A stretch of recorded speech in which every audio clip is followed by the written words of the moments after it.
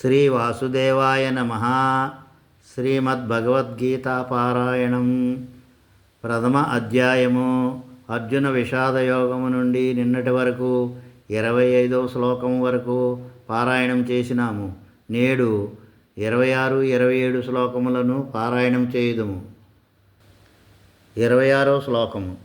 తత్ర పశ్చాత్ స్థితాన్ పార్థః పితॄనధా పితామహాన్ ఆచార్యాన్ మాతులాన్ భ్రాతॄన్ పుత్రాన్ పౌత్రాన్ సఖీంస్తదా శ్వశురాన్ సహృదయేచ్ఛవా సేనయోరుభయోరపి.